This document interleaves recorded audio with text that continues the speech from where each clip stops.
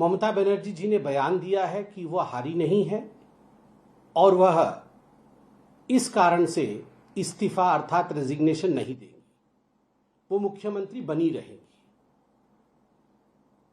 यह हास्यास्पद भी है और चिंताजनक भी है। यह चिंताजनक इसलिए है कि भारतवर्ष के लोकतंत्र में इस प्रकार की सुंदरता है। The democracy of India is known for the beauty कि जब सत्ता का हस्तांतरण होता है उस समय आजादी से लेकर अभी तक इस प्रकार की परिस्थिति कभी नहीं बनाई जाती है कि दो पार्टी आपस में उलझ जाए। बहुत ही सलीके से, सम्मान के साथ जो मुख्यमंत्री या प्रधानमंत्री की हार होती है, जिस पार्टी की हार होती है, वो इस्तीफा देते हैं और ये सत्ता का हस्तांतरण बहुत ही शांति प्रिय तरीके से भारतवर्ष में होता आया है। विगत 75 वर्षों में, in the last 75 years, India is known for this phenomenal democratic effect of its in the whole world. पूरे संसार में भारत अपने इस लोकतांत्रिक संवैधानिक प्रक्रिया के लिए जानी जाती है। मगर आज ममता बनर्जी जी ने जो कहा है और जो किया है, मुझे दुख के साथ कहना पड़ रहा है, यह जो परंपरा भारतवर्ष की थी उसके ऊपर एक आघात है। यह भारतीय जनता पार्टी के ऊपर आघात नहीं है, यह आघात लोकतंत्र पर है। यह आघात भारत के कॉन्स्टिट्यूशन अर्थात बाबा साहेब अंबेडकर के संविधान के ऊपर है। आप चिंता करिए, कोई अकेला इलेक्शन बंगाल में नहीं हुआ था। 5 राज्य चुनाव में गए थे, बंगाल भी चुनाव में गया था, असम भी चुनाव में गया था, तमिलनाडु भी चुनाव में गई थी, केरल भी चुनाव में गया था, पुडुचेरी भी चुनाव में गई थी। हमने कल देखा पिनरई विजयन, शांति से उन्होंने जब परिणाम देखा, उन्होंने आराम से जाकर अपना इस्तीफा सौंपा। आज हमने देखा स्टालिन जो सीएम हैं तमिलनाडु के जो थे, आज उन्होंने जाके लोक भवन में, गवर्नर्स हाउस में अपना रेजिग्नेशन सौंपा। मगर ममता बनर्जी है कि वो कह रही है कि हम हारे नहीं हैं और हम रेजिग्नेशन नहीं देंगे। This is the sense of entitlement and anarchy. ये कहानी है अराजकता की और ये कहानी है एंटाइटलमेंट की। मैं ही रहूंगी, मेरे अलावा कोई और नहीं रहेगा। संविधान मेरे से शुरू होता है और मेरे पे खत्म हो जाता है। अगर मैं नहीं तो संविधान नहीं, मैं नहीं तो लोकतंत्र नहीं। मुझे ही केंद्र बिंदु में रखकर सत्ता चलेगी, अगर मैं नहीं तो सत्ता भी नहीं चलेगी। ममता जी को बहुत ही ससम्मान हम कहना चाहेंगे कि no one is indispensable in Indian democracy. भारत के लोकतंत्र में कोई भी इंडिस्पेंसेबल नहीं है। जनता जनार्दन ही एक ऐसी शक्ति है जो इंडिस्पेंसेबल है। जनता जनार्दन ही एक ऐसी ताकत है जिसके बगैर डेमोक्रेसी काम नहीं कर सकती है। कोई भी नेता यहां ऐसा नहीं है जिसके बगैर देश नहीं चल सकता, राज्य नहीं चल सकता है। तो ये गलतफहमी जो ममता बनर्जी पाल रही है कि उनके बिना बंगाल नहीं चल सकता है और वही बंगाल है और वही सरकार है, ये गलत बात है। दूसरी बात, ममता जी का कहना कि वो विधानसभा भी नहीं जाएंगी। अब कैसे जाएंगी विधानसभा? मुझे तो समझ में नहीं आ रहा है वो क्या सोच रही थी कि विधानसभा जाएंगी। अब जीत तो हुई नहीं है उनकी भवानीपुर सीट से, वो विधायिका नहीं रही हैं, तो स्वाभाविक रूप से वो विधानसभा नहीं जा सकती है। और उन्होंने ये भी कहा कि मैंने इंडी गठबंधन के सभी लोगों से बारी बारी बातचीत की, सभी लोगों ने मुझे भी फोन किया, मैंने भी इंडी गठबंधन के सभी लोगों से फोन पे बात की। मुझे तो समझ में नहीं आता ये इंडी गठबंधन क्या चीज है। ये फोन पे ही बात करने के लिए है, बीच बीच में हाथ पकड़ने के लिए है, ये क्या चीज है इंडी गठबंधन? ये 5 राज्यों में चुनाव हो रहे थे, क्या हो रहा था इंडी गठबंधन का? राहुल गांधी जाके ममता जी के खिलाफ बोल रहे थे, ममता जी कांग्रेस के खिलाफ बोल रही थी, एक दूसरे के खिलाफ वो लड़ रहे थे। फिर काहे का इंडी गठबंधन? ये काहे का इंडी गठबंधन और किस चीज के गठबंधन को लेकर ये लड़ रहे हैं? लेफ्ट के खिलाफ तो कांग्रेस पार्टी लड़ रही थी केरल में, और अब वो बोल रहे हैं कि हम इंडी गठबंधन है। ये इंडी गठबंधन केवल एक फोटो अपॉर्चुनिटी के लिए सारे लोग एक दूसरे का हाथ पकड़ करके खड़े हो जाते हैं, उससे होता जाता कुछ नहीं है, केवल फोटो अपॉर्चुनिटी होती है। मगर जनता इन सब विषयों से, इन सब भ्रामक विषयों को समझती है। बड़े दुख के साथ मुझे कहना पड़ रहा है कि ममता बनर्जी जिस प्रकार की स्टेटमेंट दे रही हैं, ये अराजक स्टेटमेंट है और कहीं ना कहीं राज्य में और भारतवर्ष में अराजकता फैलाने की एक साजिश है। She should desist from giving such kind of irresponsible statement. This is democracy and democracy in India should always be respected.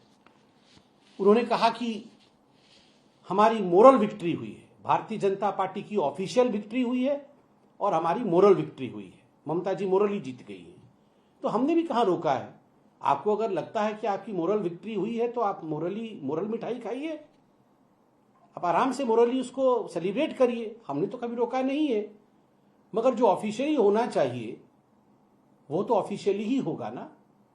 मुझे लगता है जनता जनार्दन सब कुछ देख रही है। टीएमसी का सच, ममता जी के झूठ और भारत के लोकतंत्र की गरिमा, यह सब जनता जनार्दन के सामने है। जनता ने अभी जवाब दिया है, कल ही जनता के जवाब का नतीजे निकले हैं। जनता को इस प्रकार दरकिनार कर देना यह उचित नहीं है। ममता जी, मुझे लगता है बंगाल की जनता और बंगाल की जनता की भावनाओं का कदर करेंगी। आसाम की यदि हम बात करें तो आसाम में कांग्रेस पार्टी के जितने विधायक जीते, सिर्फ एक को छोड़कर बाकी सारे के सारे मुस्लिम एमएलए हैं। इसको किस तरीके से देखते हैं आप? देखिए, उनके पार्टी का विषय है।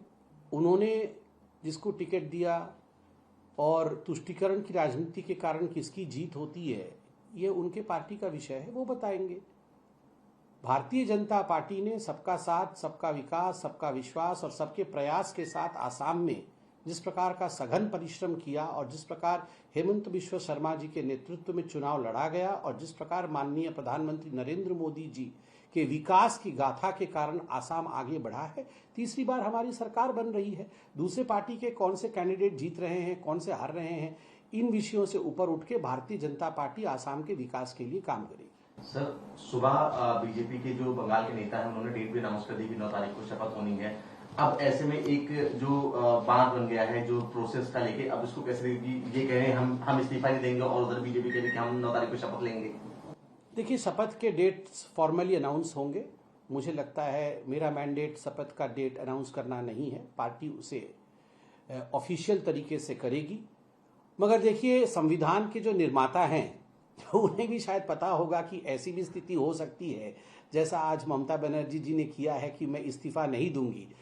ऐसे सिचुएशन से बचने के लिए उन्होंने सभी प्रकार का मार्ग प्रशस्त रखा है संविधान में। भारत के संविधान में असेंबली का टेन्योर फिक्स होता है। जहां तक मैं जानता हूं 7 मई को बंगाल के विधानसभा का टेन्योर समाप्त हो रहा है। स्वाभाविक रूप से जब टेन्योर समाप्त हो जाता है तो जो मुख्यमंत्री रहता है वो मुख्यमंत्री और नहीं रहता है।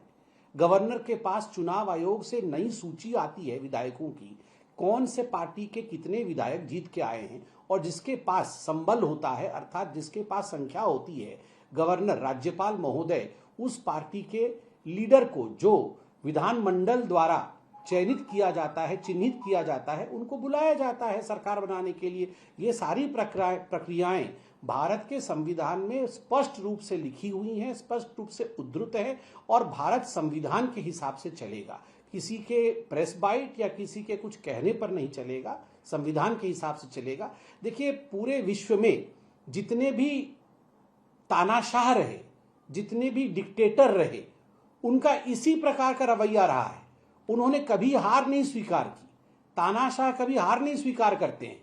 वो कभी भी शांति प्रिय तरीके से पावर का हस्तांतरण हो जाए वह नहीं होने देते हैं। This is a typical dictatorial attitude.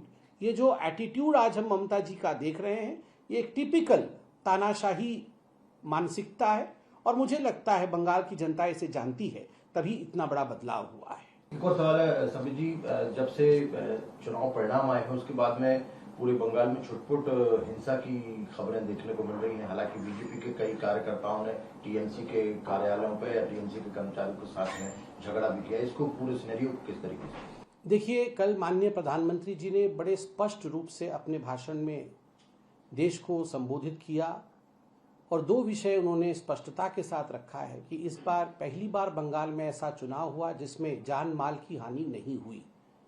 उन्होंने धन्यवाद भी दिया अभिनंदन किया चुनाव आयोग का, धन्यवाद दिया बंगाल की जनता का कि इस प्रकार शांतिप्रिय तरीके से चुनाव हुए हैं।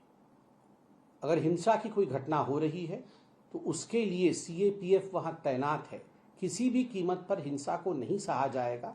और प्रधानमंत्री जी ने भी एक आह्वान किया था सभी पॉलिटिकल पार्टीज के कार्यकर्ताओं को, जिसे सभी को गंभीरता से लेने की आवश्यकता है। उन्होंने कहा था, आइए हिंसा छोड़कर हम सब एक ही मार्ग पर चले, और वो मार्ग विकास का मार्ग होगा। वह मार्ग होगा बंगाल को कैसे सोनार बंगाल बनाया जाए, सोने का बंगाल बनाया जाए। उसी मार्ग पे हम सबको चलना है।